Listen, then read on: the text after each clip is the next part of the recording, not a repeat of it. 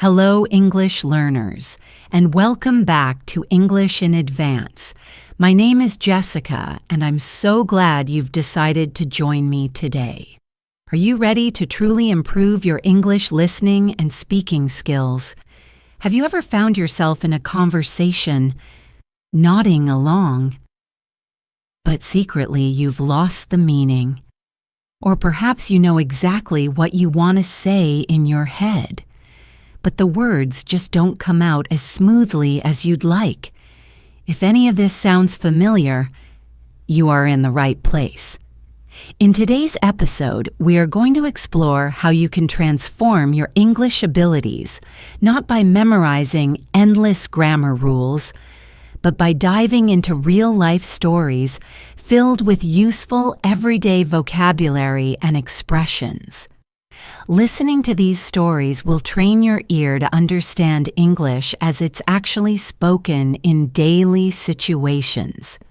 And by repeating the phrases along with me, you will build the confidence to improve your speaking skills, one sentence at a time. So find a comfortable spot, relax, and let's begin. Let's start our journey with a simple question. Have you ever had a moment when you completely misunderstood someone speaking English?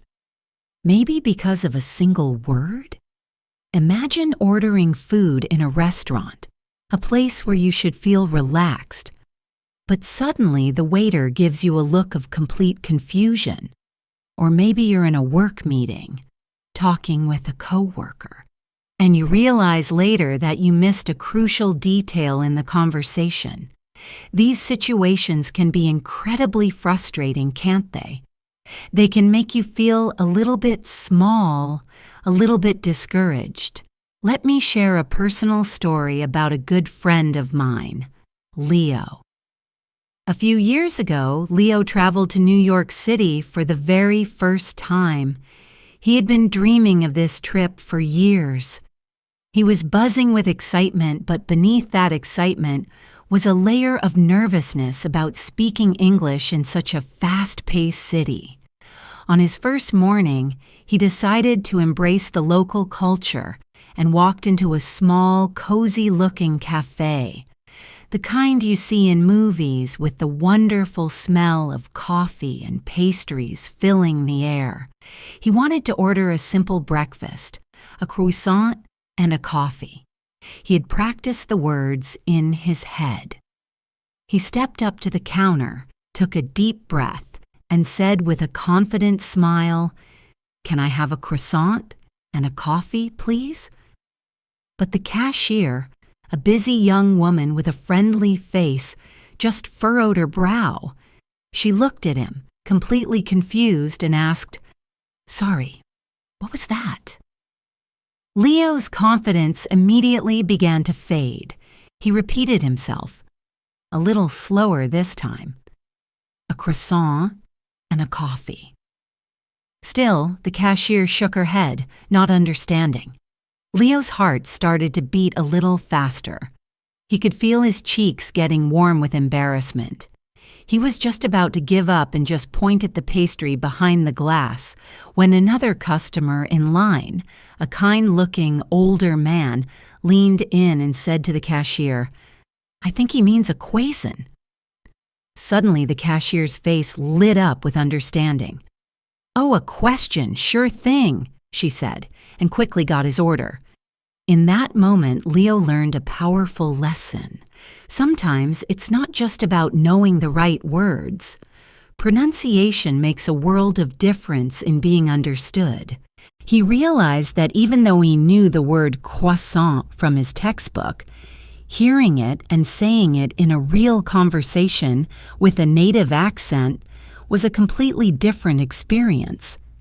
This is exactly why listening is so incredibly important for your English journey. The more you listen to real, natural English, the more you expose your brain to the sounds, the rhythms, and the flow of the language. the more natural it will all become to you. And when you hear these common words and phrases used over and over again in different situations, you'll start to feel much more confident using them yourself. Now let's talk about another kind of real-life situation that can be tricky. This story is about my cousin Chloe. She moved to Canada for a new job opportunity. She was a very intelligent person and her English on paper was excellent. But when she arrived, she found herself struggling to keep up with conversations in the office. People spoke so quickly. They used slang she had never heard before. And they would often interrupt each other in a friendly way that still felt chaotic to her. One day, she was in an important meeting with her team. Her manager turned to her and said, "Chloe, can you touch base with Mike about the new project?" Chloe froze. Her mind went completely blank. Touch base? What can that possibly mean? She imagined herself literally having to go and touch something on Mike's desk. Should I physically touch something? She thought, feeling a wave of confusion. She didn't want to look foolish by asking, so she just nodded and hoped she could figure it out later. After the meeting, she discreetly asked a friendly colleague, who laughed and explained that to touch base simply means to check in with someone, to talk to them briefly to get an update. This one small phrase made such a huge difference in her understanding of the office culture. After that day, Chloe started paying much closer attention to the idioms and expressions that her colleagues used in their everyday conversations. She even started keeping a small notebook to write them down. So here's a powerful tip for you, inspired by Chloe's experience. When you hear a new phrase or an idiom, don't just look up the meaning and try to memorize it. Instead, listen carefully to how it's used in a real conversation. What is the context? What is the speaker's tone of voice? Try repeating the phrase out loud to yourself, and then, when you feel ready, try using it in one of your own sentences. The more you practice using these expressions in a real way, the more natural and automatic they will feel. Now let's take a moment to think about your own experiences. Have you ever been in a situation where you didn't understand something in English? Maybe you misheard a single word that changed the whole meaning of a sentence. Or perhaps you weren't familiar with a particular expression. What did you do? How did you handle that moment of uncertainty? Imagine for a second that you are checking into a hotel. You're tired from your journey, and the receptionist at the front desk asks with a smile, "Would you like a wake-up call?" If you're not familiar with this phrase, your mind might start racing. You might think they are asking if you need help to wake up in life. A philosophical question, but in reality, a wake-up call is a very simple service where the hotel staff will call your room's telephone at a specific time in the morning to wake you up. These small but important moments of potential misunderstanding happen all the time in real life.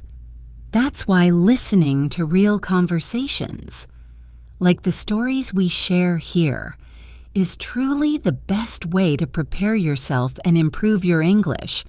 Let's do a quick practice exercise together right now. This will help get your mouth used to forming English words. I am going to say a short, simple sentence, and I want you to repeat it out loud after me. Don't be shy, just try it. Ready? I'd like to order a coffee, please. Now you try. Great job. Now let's try another one. This one is very useful when you don't understand something. Could you repeat that, please? Your turn. Fantastic. These are simple, polite phrases that you can use in countless everyday situations. The more you listen to them and the more you practice saying them, the more confident and prepared you will feel. Now, let's continue with another real-life story. This one is about my friend Sam, who a few years ago moved to London for a new job. He was absolutely thrilled because working in a big international company was his lifelong dream.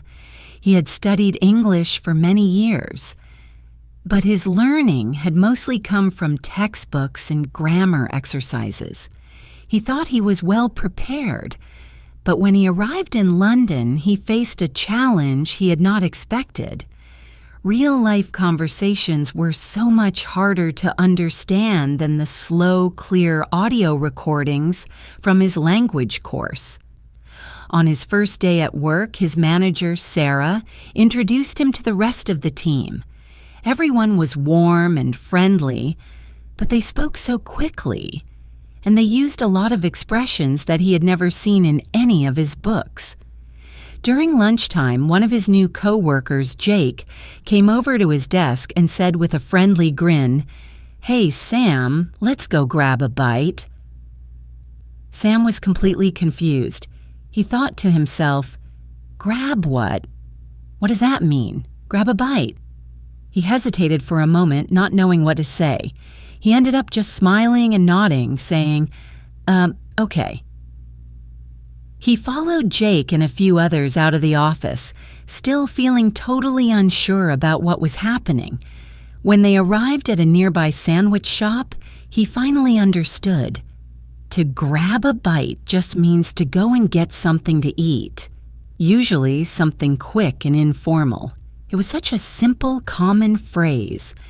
But because he had never heard it used in a real, fast-paced conversation before, it had completely confused him.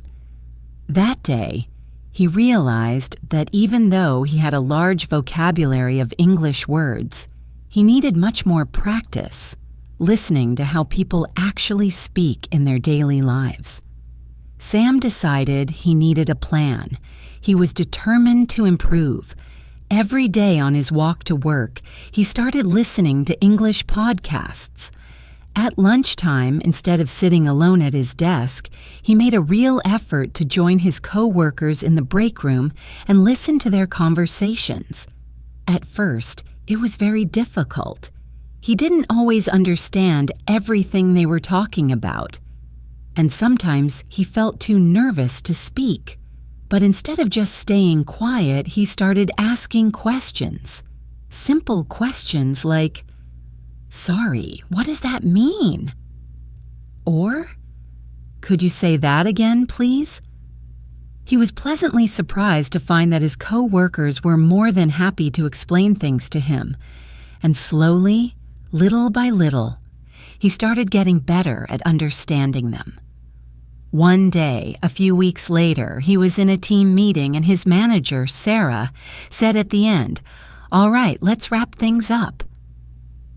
This time, instead of feeling lost and confused, Sam knew exactly what she meant. "Let's wrap things up" meant it was time to finish the meeting. He smiled to himself. It was a small victory, but it felt huge. He realized that just a few weeks earlier, he would have had no idea what that phrase meant. This is such an important lesson for anyone learning English. Sometimes the words themselves are not difficult, but the way people say them in real, natural conversations can be very different from what you learn in a textbook.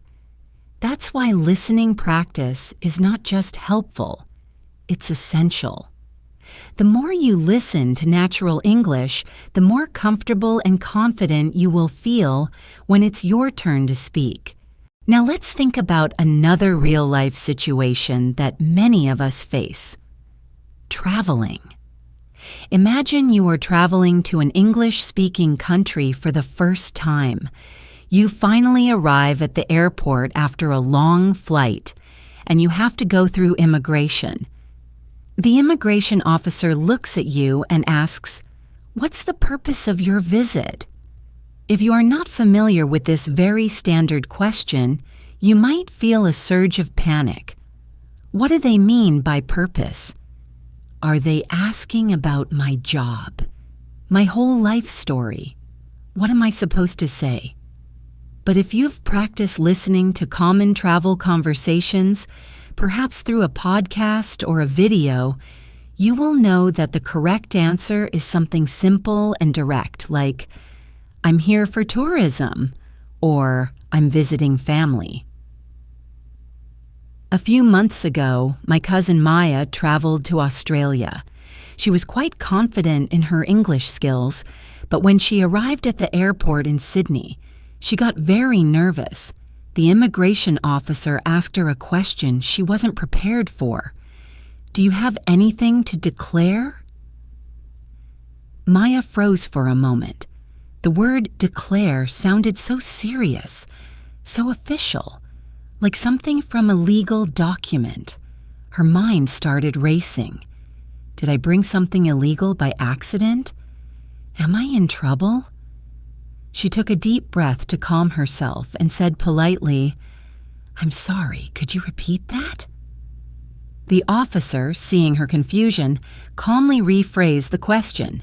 Are you carrying any food, alcohol, or large amounts of money? Now she understood. To declare something just means to officially report it. She smiled with relief and said, No, I don't have anything to declare. The officer nodded and waved her through. Later, she was able to laugh about the situation. She realized that the problem wasn't her English ability. It was simply that she had never heard that specific phrase used in a real-life context before. This is precisely why listening to natural conversations is so helpful. The more you hear these common phrases in their proper context, the easier it will be for you to understand and respond naturally and without stress when you find yourself in that situation. Let's do another quick practice exercise together. I'll say some common travel questions, and I want you to repeat them after me. Try to mimic my intonation. Ready? Where are you traveling from? Now you say it. Excellent. Here's another one. Do you have a return ticket? Try saying it aloud. Great work. The more you practice both listening and speaking, the more confident you will feel in these real-world situations. Now let's talk about another important moment where your listening skills can make a huge difference. Ordering food at a restaurant or a cafe. This is one of the most common interactions you'll have. Imagine you are in a busy, noisy cafe in London. You walk up to the counter, and the barista, who is working very quickly, says, What can I get for you? If you are prepared for this question, you can simply say, I'd like a cappuccino, please. But what if they then ask a follow-up question you haven't heard before, like, for here or to go? If you're not familiar with this phrase, you might feel a bit confused and pressured. A friend of mine, Noah, had this exact experience when he traveled to the United States for the first time. He walked into a coffee shop in Chicago and ordered a latte. The cashier then asked him, for here or to go? Noah hesitated. He had never heard this phrase before. He logically guessed that to go might mean the same as takeaway. So he said, to go. Luckily, he was right. But in that moment, he felt nervous because he wasn't 100% sure.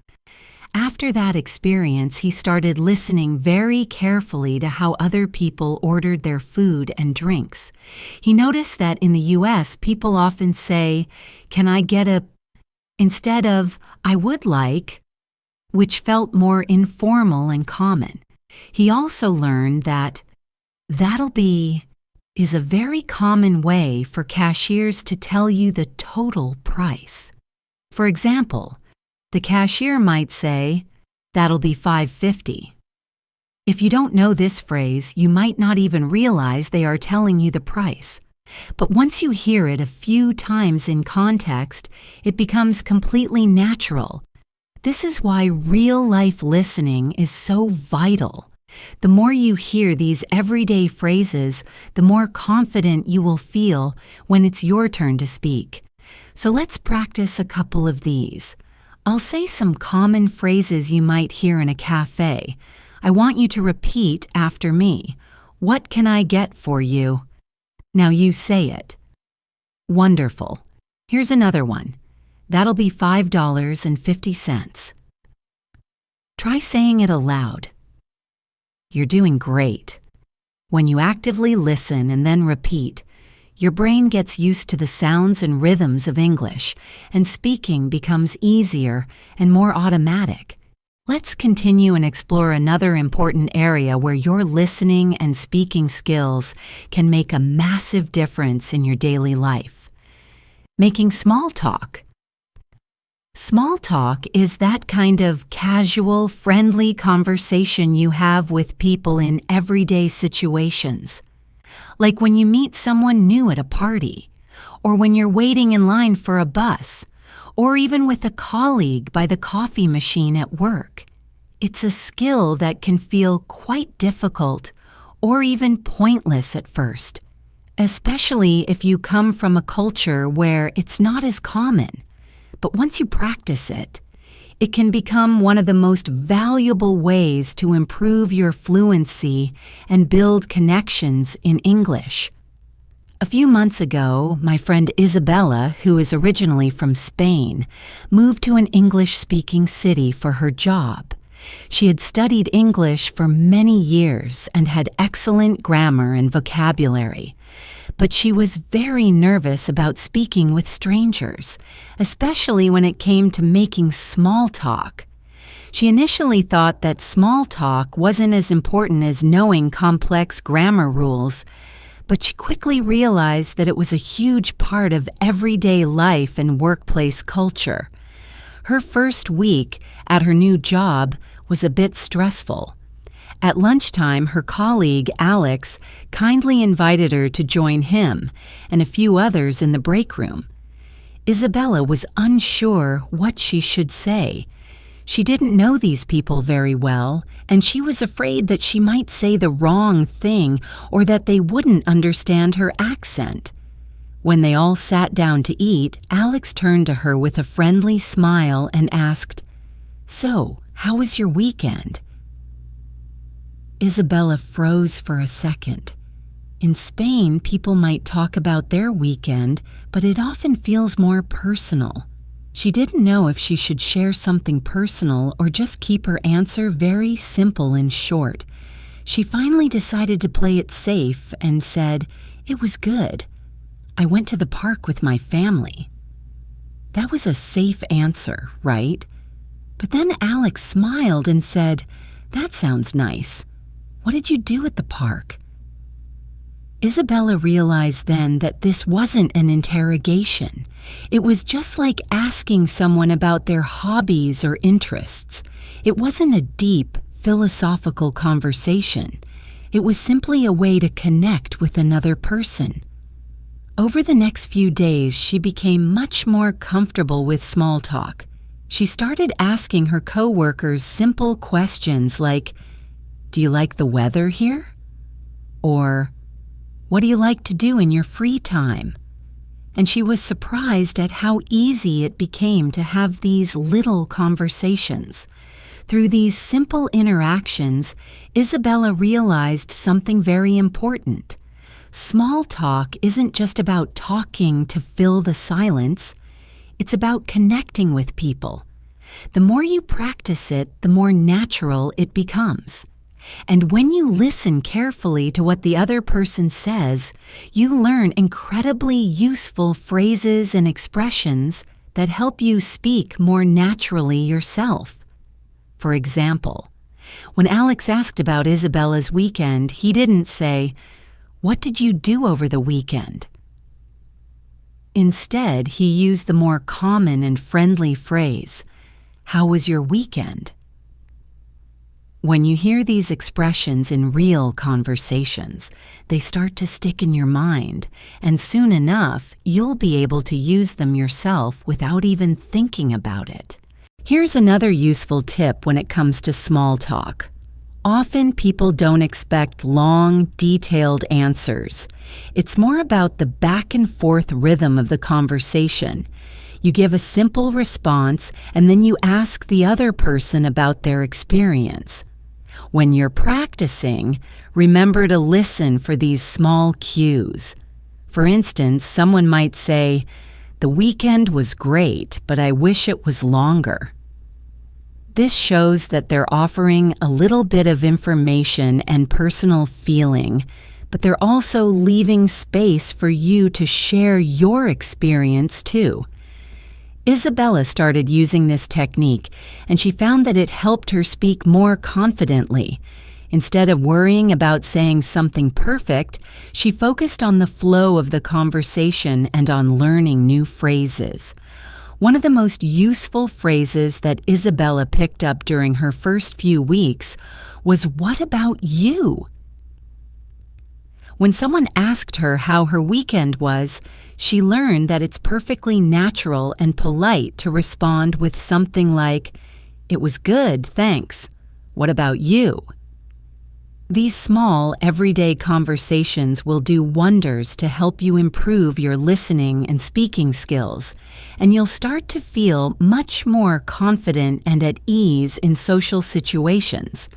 This is something that simply can't be learned from a textbook alone. It's all about engaging with people, paying attention to how they speak, and practicing how you respond. Now, let's shift gears and talk about something else that can be a real challenge for English learners. Understanding different accents. When you're learning English, you might find it very hard to understand the wide variety of accents or regional variations, whether it's a British, American, Australian, or even different accents within the same country, like a Texan accent versus a New York accent. Understanding these differences is an important part of truly mastering English. Let's take a step back for a moment. I want you to think about your own journey in learning English.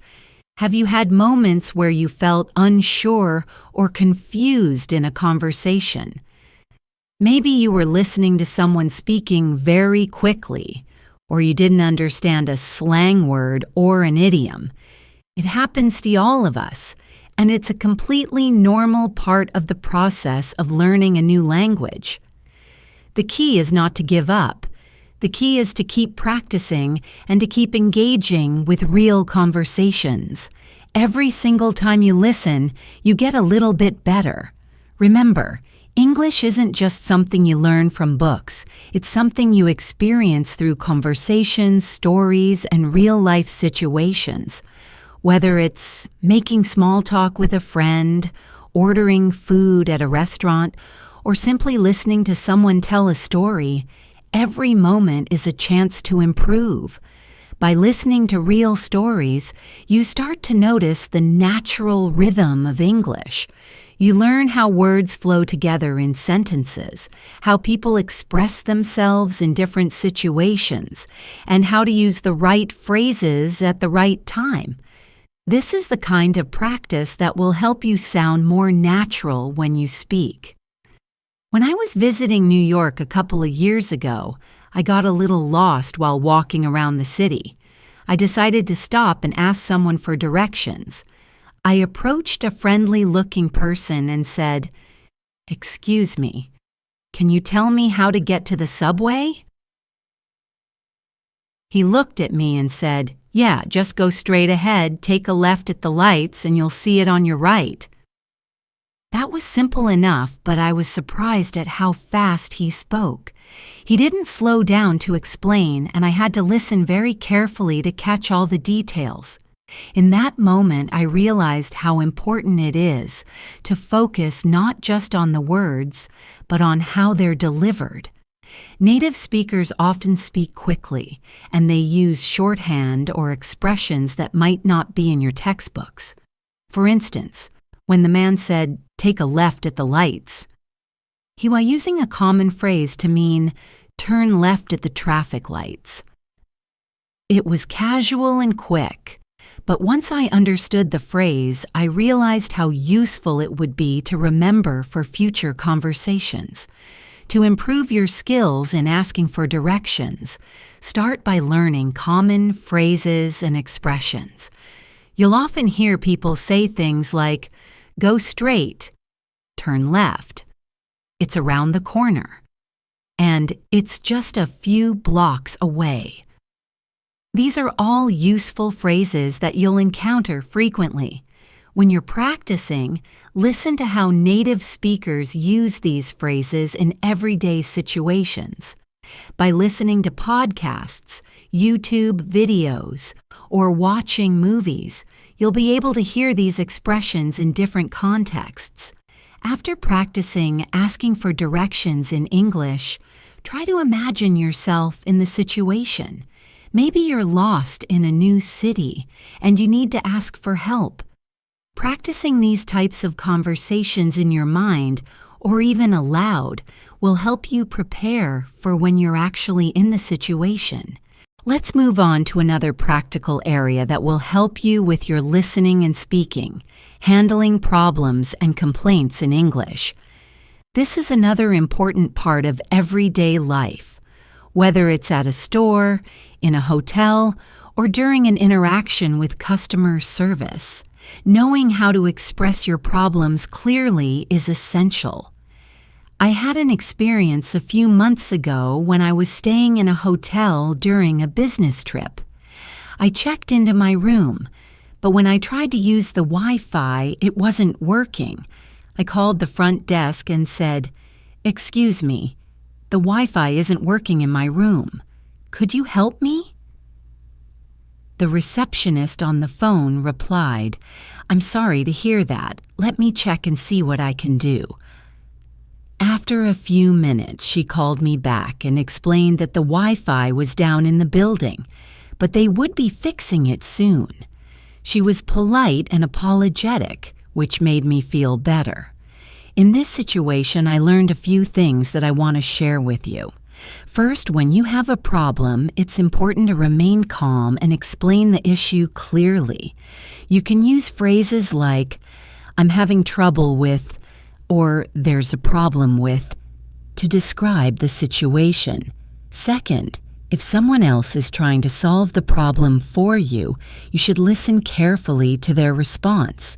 They might use phrases like, "Let me check on that for you," or "I'll have someone take care of it."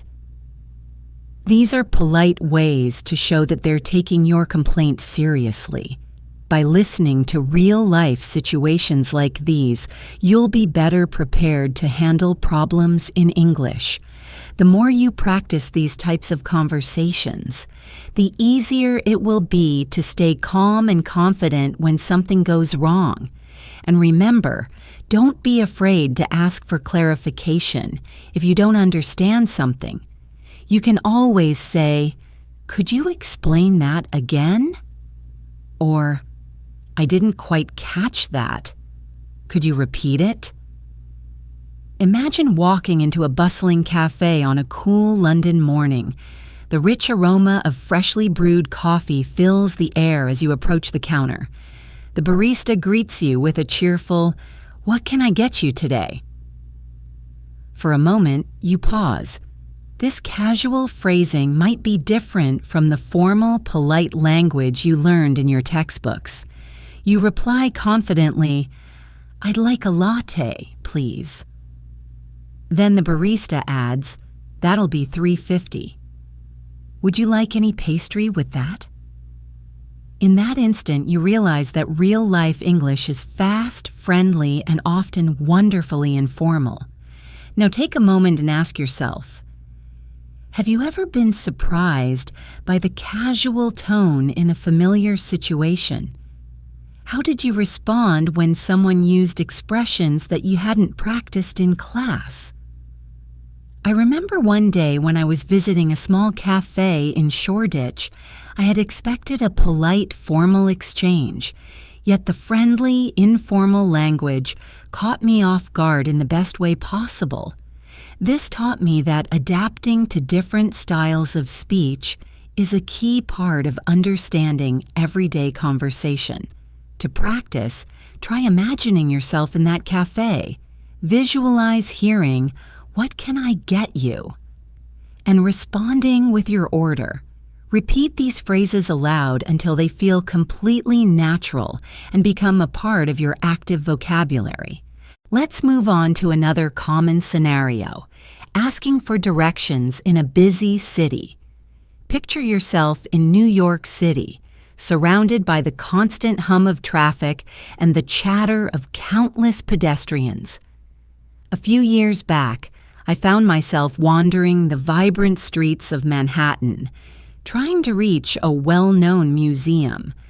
I approached a local and asked, "Excuse me, could you please tell me how to get to the Metropolitan Museum of Art?" The local replied quickly, "Sure, just go straight for 2 blocks, then turn left at the big intersection, and you'll see the museum on your right." Listen carefully to this exchange. Notice the clear, concise instructions given very quickly. Ask yourself, have you ever been in a situation where someone spoke too fast or used unfamiliar phrases when giving directions? How did you handle it? If you're not sure, consider practicing by repeating the directions aloud. Straight for 2 blocks. Left at the intersection. Museum on the right.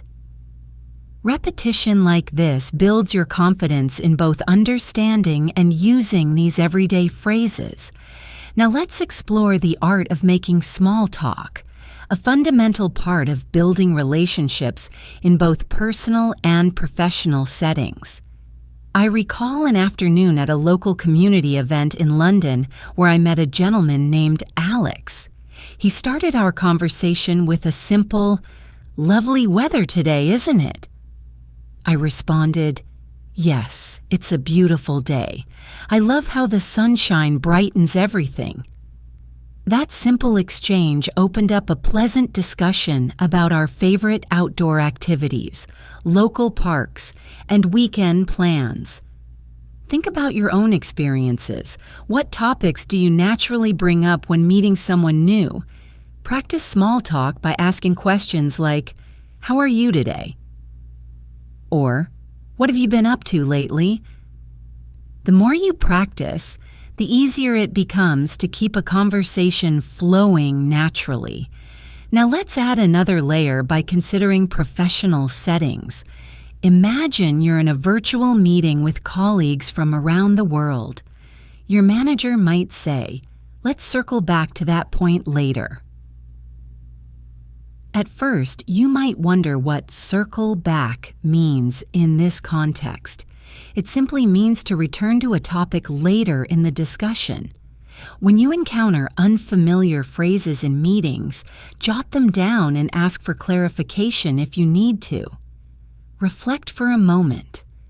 Have you ever been confused by business jargon or idioms?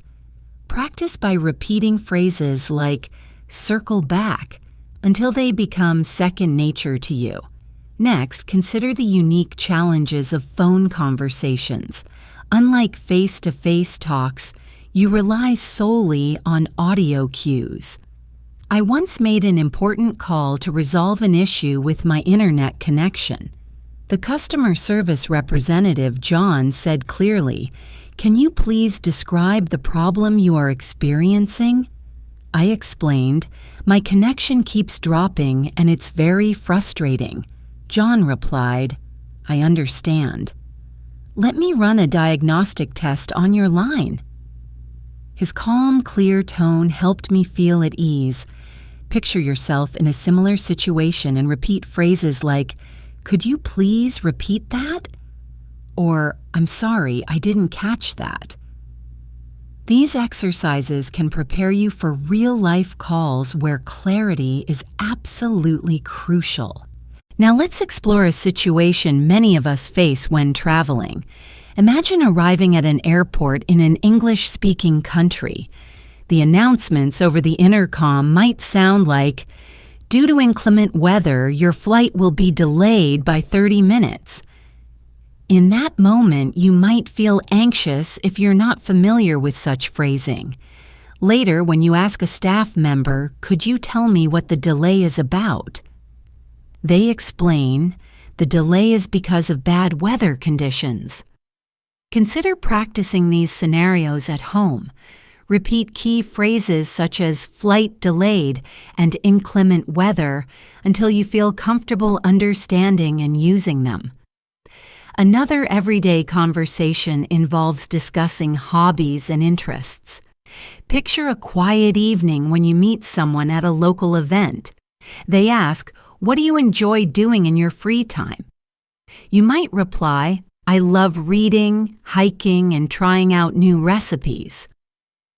This kind of conversation is a perfect opportunity to learn descriptive adjectives and expand your vocabulary. Think about your favorite hobby. What words would you use to describe it? Practicing these questions and answers builds not only your vocabulary, but also your confidence in sharing personal experiences. Let's engage in an interactive exercise right now. Repeat after me. How are you today? What have you been up to lately? Is he? The weather is really nice, isn't it? I'd love to hear more about that. Take your time with each sentence. Practice them until they roll off your tongue effortlessly. This kind of repetition builds muscle memory for natural conversation. Switching gears, let's delve into conversations at work, specifically handling meetings and presentations. I remember a meeting where our team leader said, "We need to finalize the project timeline by Friday." A colleague named Jessica then asked, "Can everyone please confirm their availability for a meeting on Thursday?" You might respond with, "I'm available on Thursday and I'll send a calendar invite shortly." Reflect on this dialogue. Notice how clear, concise language is used to coordinate plans. If you work in a professional environment, practicing such exchanges can prepare you for real-life scenarios where accuracy and clarity are essential. Another memorable experience was during a business conference call.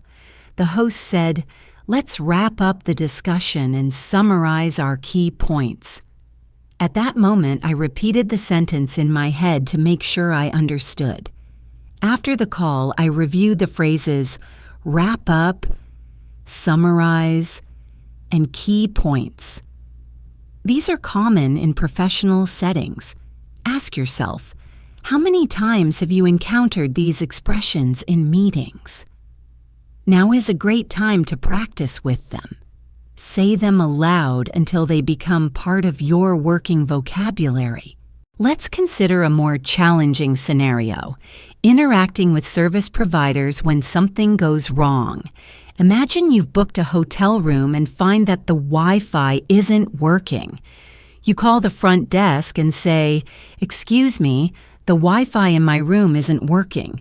Could you please help me?" The receptionist responds, "I'm sorry for the inconvenience. Let me check on that for you." This exchange uses straightforward language, but it's crucial to speak clearly and listen carefully. Think about how you would handle a similar situation. Practice these key phrases and consider recording yourself to see where you might improve. Now, picture yourself in a local market in Australia. A vendor enthusiastically shouts, "This is a ripper deal!" At first, you might wonder what ripper means. Later, you learn that it is Australian slang for excellent or fantastic. This is a prime example of how listening to real-life conversations teaches you regional vocabulary and idioms that you might not find in a textbook. Reflect on any slang or idiomatic expressions you've heard recently. Write them down and try using them in your own sentences. Over time, these expressions will become a natural part of your speech. Another engaging scenario involves social gatherings with family and friends. Imagine sitting around a dinner table where everyone is sharing stories about their day. One relative asks, "What was the best part of your day?" You respond, "I had a wonderful conversation with a new friend at the cafe." This warm, informal exchange is common in family settings. Think about the simple yet powerful words you use during these conversations. Words like wonderful, enjoyable, and delightful. Practicing these expressions in a relaxed setting builds your confidence and reinforces your natural speaking style. Now let's talk about the role of digital communication in modern English practice. Email, instant messaging, and video calls have become part of our daily lives. For example, when writing an email for work, you might start with, "Dear Mr. Smith, I hope this email finds you well," and close with, "Sincerely, Natasha." On the other hand, when texting a friend, you might simply write, "Hey, are we still on for dinner tonight?" Notice how the language shifts depending on the medium. Consider your own experiences with digital communication. Which style do you find most challenging? Practice both formal and informal writing to build a balanced skill set. Let's move on to a scenario involving cultural events. Imagine attending a local art exhibition where a curator explains a painting by saying, "This artwork reflects the artist's inner turmoil during a time of great change." You ask, "What inspired this style?" The curator replies, "The use of bold colors and dynamic brushstrokes represents the conflict between tradition and modernity." This conversation not only introduces you to artistic vocabulary, but also encourages you to express abstract ideas. Think about how you would describe a piece of art or a cultural event. Practicing such descriptive language can enrich your vocabulary and make your conversations more engaging. Another practical scenario is participating in academic discussions. Picture yourself in a university lecture where the professor states, "Today, we will explore the impact of global warming on urban development." After the lecture, you ask, "Could you please elaborate on the strategies cities are using to combat climate change?" This type of dialogue requires both active listening and thoughtful questioning. Consider how you might summarize what you've learned in your own words. This practice reinforces your understanding and prepares you for future academic conversations. In addition to structured scenarios, spontaneous conversations are an important part of real-life communication. Imagine you're at a community park and you overhear a group discussing the latest local news. One person remarks, "The new park renovations have really transformed this area." You might join in by saying, "I agree, the improvements are fantastic. Have you noticed the new playground features?" These unscripted interactions offer a chance to practice impromptu speaking and active listening. Ask yourself, when was the last time you joined a spontaneous conversation? What strategies can you use to smoothly enter such discussions? Now let's explore a scenario that many of us face online, participating in discussion forums and chat rooms. In these digital spaces, language is often informal, filled with abbreviations and emoticons. You might see a post like, "Has anyone tried the new cafe downtown? It's lit." Even if the language is casual, it still provides insights into current slang and conversational style. Spend some time browsing online groups or forums in English. Observe the way people interact and try to incorporate some of these expressions into your own spoken or written communication. Consider also the challenge of handling disagreements or misunderstandings in conversation. Even with clear language, miscommunications can occur. I recall a conversation with a friend where our opinions on a current event differed. Instead of letting the discussion become tense, we said, "I see your point, but I have a different perspective. Can we clarify our thoughts further?" Using phrases like these helps keep the conversation respectful and constructive.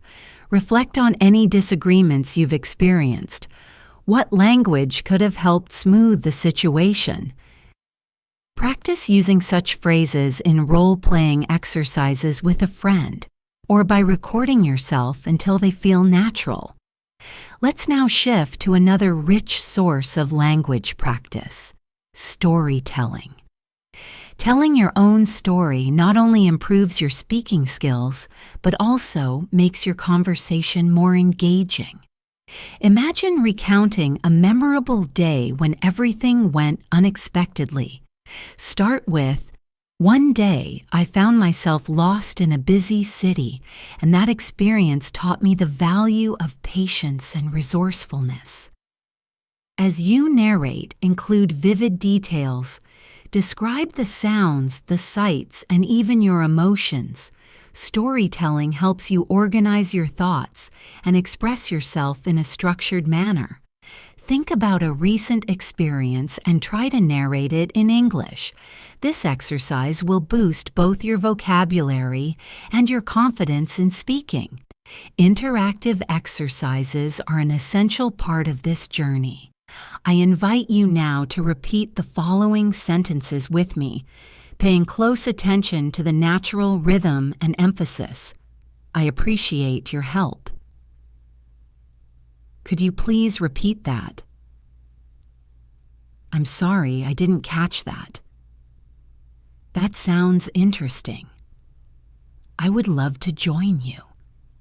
Repeat each sentence several times until it feels comfortable and natural. These exercises are designed to build your muscle memory for common conversational phrases. Now imagine yourself at a live music concert.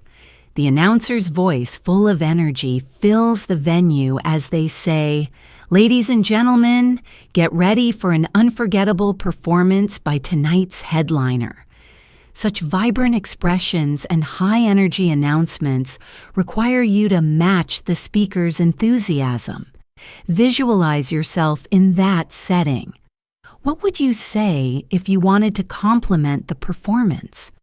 Perhaps the energy on stage is electrifying. Practicing such dynamic language can help you adjust your tone and pace to suit different emotional contexts. Next, picture yourself in a quiet bookstore. You approach a clerk and ask, "Could you recommend a good mystery novel?" The clerk smiles and replies, "Certainly. This bestseller has a captivating plot and intriguing characters." This simple interaction introduces descriptive adjectives and polite inquiries that are common in everyday conversations. How would you describe your favorite book or genre? Spend a few moments thinking about this and practice forming sentences that describe your interests in detail. Let's turn our attention now to public services. Imagine you're at a government office applying for a new passport. The clerk greets you with, "Good morning. How may I assist you today?" You reply, "I need to renew my passport, please." The conversation continues with precise questions and answers, such as, "Could you please provide your current passport number?" And do you have all the required documents? These formal exchanges require you to be both clear and concise. Practice such dialogues with a friend or even role-play them in front of a mirror. Notice how using polite expressions like please and thank you makes the conversation smoother and more effective. Another scenario involves visiting a healthcare facility. Imagine sitting in a doctor's office where the physician asks, "How have you been feeling recently?" So, you might answer, "I have been experiencing headaches and a bit of fatigue." The doctor then follows up with, "Can you describe the nature of your headaches?" Such conversations demand clear communication about your symptoms. Practice describing common health issues in simple, direct language, repeating phrases like, "I feel unwell," or "The pain is moderate and sometimes sharp," will prepare you for real-life medical discussions. Digital communication also plays a crucial role in modern English. Consider video calls, where you see not only the speaker's words but also their facial expressions and gestures. In a recent video meeting, a colleague said, "Can everyone see my screen?" and quickly followed up with, "Please let me know if you have any questions." Video calls require a blend of clear speaking and active listening. Practice these interactions by joining online webinars or virtual meetups. The more you expose yourself to different digital communication styles, the more natural they will become. Now, let's explore how discussing current events can enrich your language skills. Imagine listening to a news report that states, "Local communities are coming together to address recent flooding." Such statements are filled with formal language and important vocabulary. After listening, try summarizing the news in your own words. The report discussed how neighborhoods are uniting to deal with severe floods. This exercise helps you process information, retain new vocabulary, and practice summarizing, a key skill in both listening and speaking. Another engaging scenario is participating in group discussions or debates. Picture yourself at a community forum where the topic is the impact of social media on daily life. A participant might begin, "I believe social media has revolutionized the way we communicate, but it also presents challenges, such as privacy concerns." You might respond with, "I agree that social media has its benefits, but I'm curious about its effects on face-to-face interactions." Engaging in debates not only exposes you to different viewpoints, but also teaches you how to articulate your opinions clearly. Reflect on any group discussion you've been part of. What phrases did you use to express agreement or to politely disagree? Practice these phrases until you feel they become an integral part of your conversational toolkit. Next, let's consider the practicalities of everyday shopping. Imagine entering a department store and needing assistance finding an item.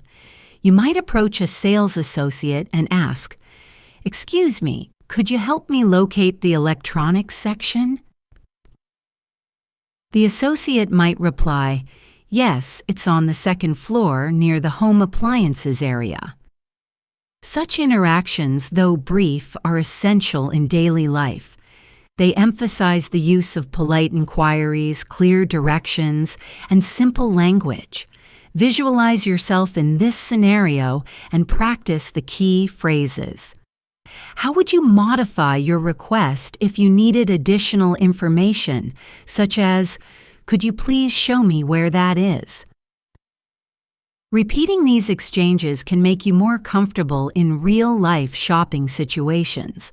Let's also look at scenarios where you might need to handle unexpected challenges. Imagine you're out with friends, and suddenly the weather changes. You might hear someone say, "It looks like we're in for a downpour. Let's find shelter." In such moments, clear and calm communication is essential. You might add, "I'll grab my umbrella," or ask, "Does anyone know where we can take cover?" Yeah. These spontaneous conversations require you to be quick on your feet. Reflect on any unexpected situations you've encountered. How did you communicate in the moment? Practice these scenarios with a friend so that when the time comes, you feel ready to respond confidently. Consider next a scenario involving a friendly debate on a light-hearted topic, such as discussing favorite cuisines.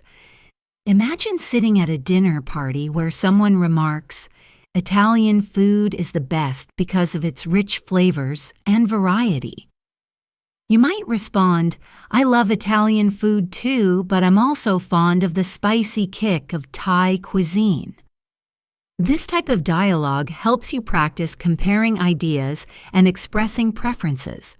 Notice the language used, words like rich, variety, spicy, and fond. Add color to your conversation. Ask yourself, which adjectives do you commonly use when describing food or other interests?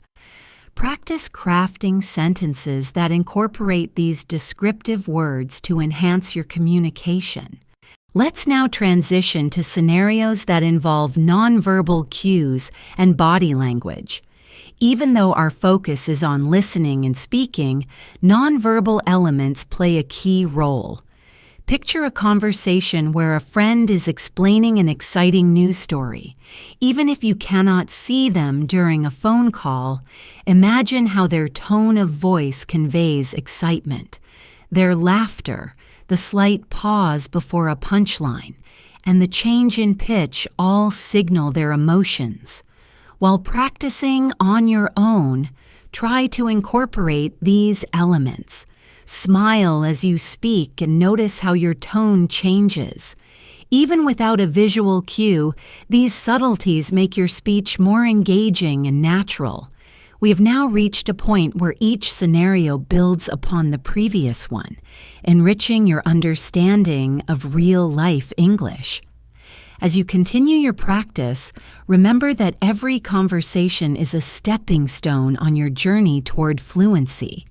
The everyday interactions we've discussed, from ordering food and asking for directions to engaging in professional meetings, participating in cultural events, and even handling unexpected situations, each offer valuable opportunities to practice and improve your listening and speaking skills. Imagine your future self confidently navigating any situation. Whether you're conversing with a stranger in a cafe or leading a meeting at work, visualize the progress you will make by immersing yourself in these varied scenarios, practicing key phrases, and learning from every interaction. The more you expose yourself to natural, authentic English, the more intuitive your responses will become. Let's now explore even more nuanced interactions and advanced conversational techniques. Picture a lively dinner party hosted by a close friend. The host welcomes everyone by saying, "I'm thrilled that you all could join me tonight. Let's raise a toast to friendship and new beginnings." Hunting White. Conversations buzz around the table. Guests share stories about their day, debate current events, and reminisce about old times. In one corner, someone remarks, "This meal is absolutely delicious, a real feast for the senses." In another, a discussion unfolds about travel experiences and future plans. Notice the shift in language from casual greetings to more expressive, detailed narratives. How would you describe such an experience in your own words? Practice forming sentences that capture not only the facts, but also the emotions of the moment. Now, consider another setting, a professional workshop where participants share innovative ideas. The facilitator starts with, "We are here to collaborate on creative solutions." Oui. One participant explains, "My idea is to develop an app that connects community members with local events." Following the presentation, the facilitator asks, "Can anyone offer feedback or suggest improvements?" This exchange encourages you to practice offering constructive criticism and expressing your opinions politely. Think about a project or idea you're passionate about. How would you explain it in a way that is both clear and engaging? Role-play this conversation, focusing on clarity, organization, and the natural flow of ideas. We can also delve into the art of negotiating, an essential skill in both personal and professional life. Imagine you're at a market and wish to negotiate the price of a souvenir. The vendor says, "This item is priced at $20. You might reply, "Could you do 15? The vendor might counter, "How about 18? Engaging in such negotiations teaches you to use polite language while expressing your needs. Practice using phrases like, "Would you consider?" or "Is there any possibility of a discount?" Such exercises not only build your vocabulary, but also prepare you for real-life bargaining situations. Next, envision a scenario in which you participate in a creative brainstorming session with colleagues. The atmosphere is dynamic, and ideas flow freely. A colleague suggests, "What if we try a new marketing strategy focused on social media influencers?" You add, "That's an interesting idea. Could you elaborate on how we might implement it?" The discussion evolves with each participant building on the previous idea. In these situations, it is vital to listen actively, ask clarifying questions, and summarize key points. Reflect on how you might contribute to such discussions. What phrases would you use to express agreement, request further details, or offer a new perspective? Practice these conversational tools until they become second nature. Imagine, too, the challenge of speaking with confidence during unexpected interviews or impromptu presentations. Perhaps you're at a networking event and someone unexpectedly asks, "Can you tell me about your work?" You might respond with a brief, confident summary. "I work in digital marketing, helping businesses connect with their audiences through innovative online strategies." This type of spontaneous speaking requires you to organize your thoughts quickly and express them clearly. Practice by preparing a few short introductions about yourself and your work. Repeat them until they sound natural and relaxed. We've covered scenarios from formal meetings and technical support calls to casual dinners and lively debates. Each example emphasizes the importance of active listening, thoughtful questioning, and clear expression. As you move forward, incorporate these techniques into your daily interactions. Whether you're speaking one-on-one or in a group, every conversation is an opportunity to refine your skills. Now, consider integrating multimedia into your practice. Audiobooks, radio shows, and podcasts offer a wealth of authentic language exposure. I remember listening to a popular British audiobook narrated by an actor with clear, crisp pronunciation. I paused frequently to repeat sentences and mimic the intonation. Such shadowing exercises can dramatically improve your accent, rhythm, and overall fluency. Choose a short audio clip from a source you enjoy and practice shadowing it. Notice the subtle inflections and the natural pauses the speaker uses. Over time, you will find that your ability to understand and replicate these patterns will enhance your overall speaking proficiency. In addition to shadowing, consider engaging with language learning apps that offer pronunciation and listening exercises. Many apps feature interactive lessons where you can record your voice, receive feedback, and compare your pronunciation with native speakers. This kind of immediate feedback is invaluable for improvement. Ask yourself, which app or resource has helped you the most so far? If you haven't tried one yet, explore a few and see which fits your learning style best. We have now covered numerous scenarios, from everyday errands and social gatherings to professional environments and cultural events. Each situation is designed to immerse you in real-life English and build your confidence in listening and speaking. As you practice these exercises, remember that improvement comes gradually. Celebrate each small success and view mistakes as opportunities for learning rather than setbacks. Now let's move on to exploring even more nuanced interactions and advanced techniques that build on everything we've discussed so far. Imagine engaging in a lively debate about current events with a diverse group of friends. One person might say, "Social media has revolutionized communication, but it has also created challenges in maintaining genuine relationships." You could respond with, "I see your point, and I wonder how we can balance technological advancements with personal connection. What do you think are some practical solutions?" This exchange requires you to listen carefully, process multiple viewpoints, and articulate your thoughts clearly.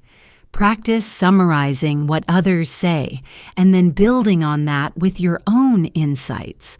This active engagement is a powerful way to improve both your listening and speaking skills.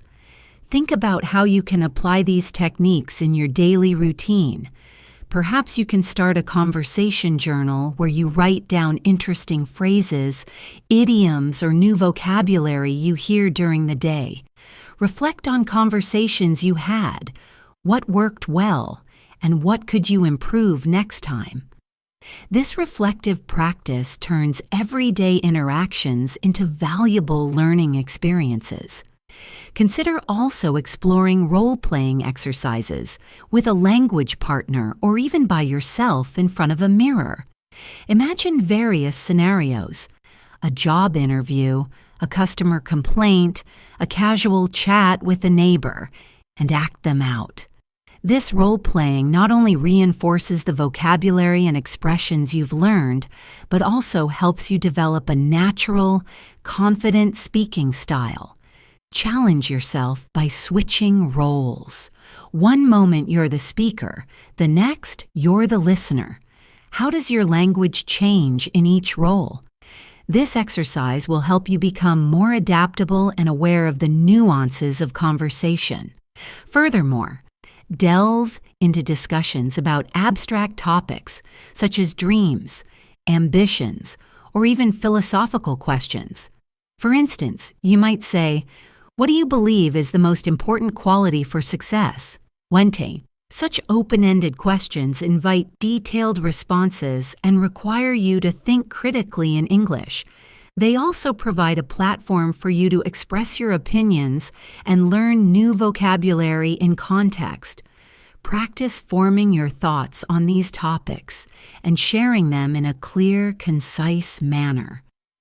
Over time, you'll find that your ability to discuss complex subjects improves dramatically.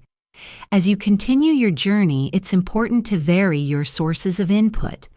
Listen to podcasts from different regions, watch interviews with speakers who have distinct accents, and read aloud from various genres, be it fiction, nonfiction, or even poetry. Each medium offers its own set of challenges and rewards, enriching your overall understanding of the language.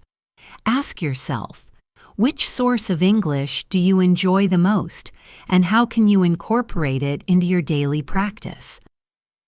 Balancing different types of content will ensure you're prepared for any situation, whether formal or informal.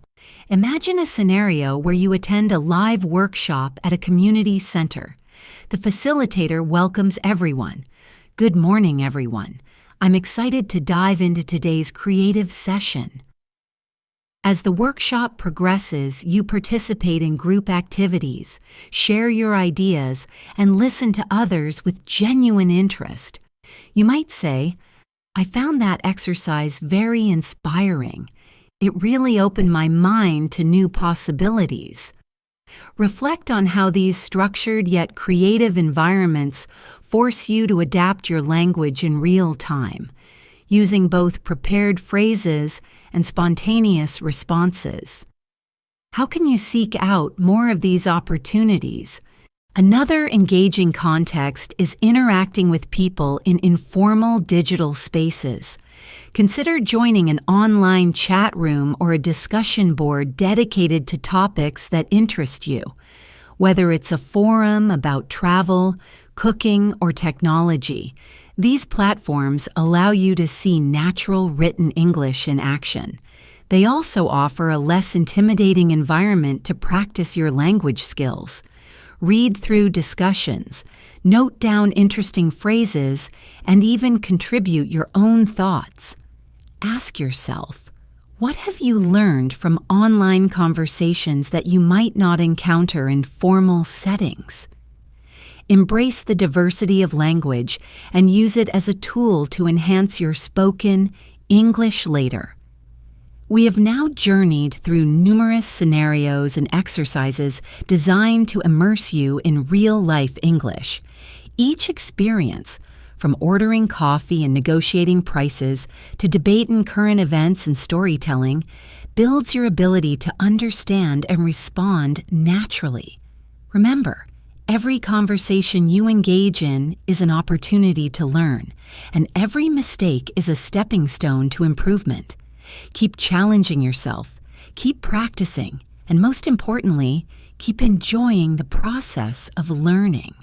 So, imagine you're stepping into the world of English conversation. You might be feeling a little nervous or unsure of how to express yourself in a new language, but that's perfectly normal. Every time you try, you're improving your skills and getting better at understanding how English works. When it comes to speaking English confidently, it's not about being perfect. It's about being clear and feeling comfortable while you're communicating. Let's go ahead and look at how you can start by practicing small, everyday phrases that will help you build up your confidence. These are things that you can use in almost any situation, whether you're at the store, meeting a new person, or just talking with friends. For example, when you're introducing yourself to someone, you can say, "Hi, my name is... Nice to meet you."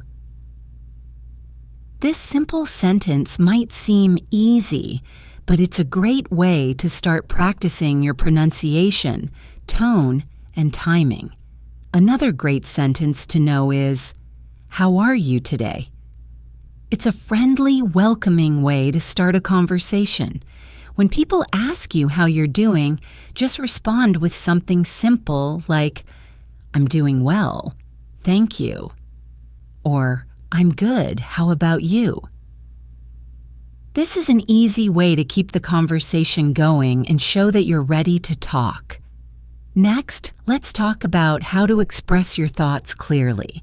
You don't have to use long or complicated sentences to be understood. In fact, sometimes simple sentences are the most effective. For example, if someone asked you what you did today, you could say, "I went to the park," or "I worked on a project." Keeping things clear and to the point helps your listener understand you better and also makes you feel more comfortable as you speak. One of the challenges when learning a language is understanding how to react in different situations. Sometimes it can be tricky to know what to say next in a conversation, especially if the topic changes quickly. The key here is to listen closely to what the other person is saying. If they ask you a question, try to respond in a way that shows you're interested. You can say things like, "That sounds interesting," or "I never thought of it that way." These simple phrases show that you're actively listening, and they help you build a stronger connection with the other person. If you're not sure how to respond, don't worry. It's okay to take a moment to think before you speak. A good way to give yourself some time to think is by saying, "Let me think about that for a second." This phrase buys you a little time to gather your thoughts and gives you the confidence to respond more thoughtfully. When it comes to speaking English in more formal settings, like a job interview or a meeting, you might want to use slightly different phrases, but the idea is the same. Be clear, concise, and confident. For example, instead of saying, "I like this idea," you could say, "I believe this is a good approach." This makes your statement sound a little more formal, but it still communicates the same thing. Remember, the key to speaking confidently is to practice regularly. You don't have to wait for a special occasion to practice your English. You can practice every day, even if it's just for a few minutes. For example, you could practice your English while you're doing everyday tasks like shopping or cooking. If you're at the grocery store, try to read the labels on the products in English or practice saying the names of things you're buying. You can also practice English with your friends or family by talking to them about your day or asking them about their plans. One of the best ways to practice speaking English is by using apps or language exchange programs. These can help you practice with other learners or even native speakers. If you're not sure where to start, you can look for online communities where people help each other practice speaking English. Another great tip is to listen to English podcasts, watch TV shows, or read books in English. When you listen to English being spoken, you'll start to hear common phrases and expressions that you can use in your own conversations. Try to repeat the phrases you hear and practice saying them aloud. This will help you get used to the rhythm and flow of the language. Don't forget to celebrate your progress. Every time you have a conversation in English, it's a step forward. Even if you make mistakes, that's okay. The most important thing is that you're learning and improving. The more you practice, the easier it will get, and soon enough, you'll be speaking English more naturally and confidently than ever before. Another important part of building confidence in speaking English is finding topics that you're passionate about. If you're excited about a subject, it will be easier for you to speak about it. For example, if you love sports, you can practice talking about your favorite teams or players in English. If you enjoy cooking, you can practice describing recipes or talking about your favorite dishes. When you talk about things you enjoy, you'll feel more confident and motivated to keep learning. But what if you don't feel like you have much to talk about? That's okay too. You don't always have to have a big story or an interesting topic to share. Sometimes it's just about having a casual conversation. You can start with simple questions like, "What did you do today?" or "Do you like this movie?" Small talk is a great way to practice speaking English and to build your confidence over time. Lastly, always keep in mind that building confidence in speaking English is a journey, not a race. It takes time and practice, and there will be ups and downs along the way. But as long as you keep pushing forward, you'll keep improving. So don't be afraid to make mistakes, and don't be afraid to speak up. Every conversation is an opportunity to practice, and each one will bring you closer to your goal of speaking English confidently and fluently. I hope you found today's stories and exercises helpful. Remember, every single conversation, no matter how small, is a step forward on your English learning journey. The key is to listen, practice, and not be afraid to make mistakes. If you enjoyed this episode and want to continue improving your English with us, make sure you subscribe to our channel, English in Advance, and please hit that notification bell. That way you'll be the first to know when we release a new episode, and you won't miss a single opportunity to practice. Thank you for listening, and I look forward to joining you again next time. Until then, keep practicing.